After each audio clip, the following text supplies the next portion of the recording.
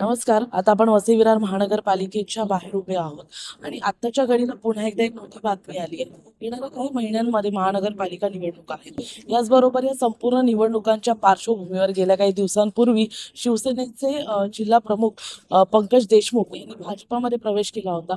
त्यामध्येच बहुजन विकास आघाडीच्या देखील काही पदाधिकाऱ्यांचा आणि नेत्यांचा समावेश होता. तर पुन्हा एकदा बहुजन विकास आघाडीला जे आहे ते धक्का लागलेला आहे. निवडणुकांच्या आधी अगदीच काही सणांच्या पूर्वीच जे आहे ते पुन्हा एकदा बहुजन विकास आघाडीच्या काही नगरसेवकांनी जे आहे ते आता भाजपमध्ये प्रवेश केलेला आहे. त्याचबरोबर गेल्या अनेक वर्षांपासून बहुजन विकास आघाडीचे अनेक असे कट्टर कार्यकर्ते होते, जे बहुजन विकास आघाडीचा प्रचार प्रसार विरार पूर्वेला मोठ्या प्रमाणात करत होते. आणि ही आजचा जो प्रवेश झालेला आहे मुख्यतः विरार पूर्वेच्या सर्व महत्त्वाच्या पदाधिकाऱ्यांचा झालेला आहे. यामध्ये सर्वात प्रथम नाव आहे ते म्हणजे माजी नगरसेवक बहुजन विकास आघाडीचे महेश पाटील जे वसई विरारमध्ये एक मोठे गाजले नेता आहेत. कैलास पाटील यांचे ते भाऊ आहेत. बहुजन विकास आघाडीचे ते माजी नगरसेवक राहिलेले आहेत.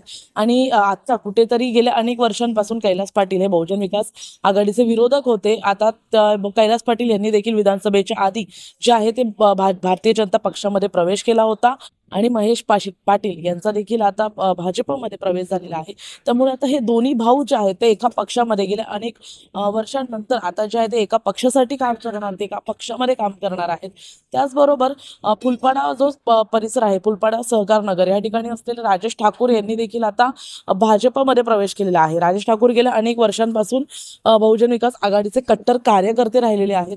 आणि एक मोठा त्यांचा जो आहे तो वाटा होता बहुजन विकास आघाडीमध्ये.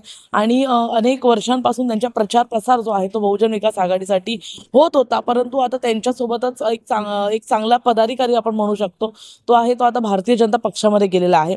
याचबरोबर राजेश ठाकूर यांच्यासोबतच विविध पदाधिकारी या ठिकाणी महिला सेल, बहुजन विकास आघाडीच्या महिला सेलच्या अध्यक्ष देखील यांनी देखील भाजपमध्ये प्रवेश केला. धवल चोरगे यांनी देखील भाजपमध्ये प्रवेश केलेला आहे. त्याचबरोबर अशी विविध नावं समोर येत आहेत. जवळपास महत्त्वाचे म्हणजे गेल्या अनेक वर्षांपासून बहुजन विकास आघाडीसोबत कट्टर असे कार्यकर्ता, त्याचबरोबर एका माजी नगरसेवकाचा भारतीय जनता पक्षामध्ये प्रवेश झाल्यानंतर या ठिकाणी पाहण्यासारखं असेल की निवडणुकांमध्ये कशा प्रकारे बहुजन विकास आघाडी आपली सत्ता जी आहे ती महानगरपालिकेवर कायम करते. कारण गेल्या अनेक दिवसांपासून जी चर्चा सुरू आहे की कशा प्रकारे अनेक नगरसेवक जे आहेत ते आता भाजपमध्ये जाणार आहेत, तर बहुजन विकास आघाडीकडे असे कोणते मुख्य स्तंभ असणार आहेत निवडणुकांमध्ये ज्यांच्या जोरावर महानगरपालिका ते जिंकणार आहेत आणि लढणार आहेत. कारण हा अटीतटीचा सामना असणार आहे बहुजन विकास आघाडी आणि भाजपमध्ये. परंतु गेल्या काही दिवसांमध्ये झालेल्या उलाढालीमध्ये पाहण्यासारखं असेल येणाऱ्या निवडणुकांमध्ये काय चित्र पाहायला मिळतं. धन्यवाद.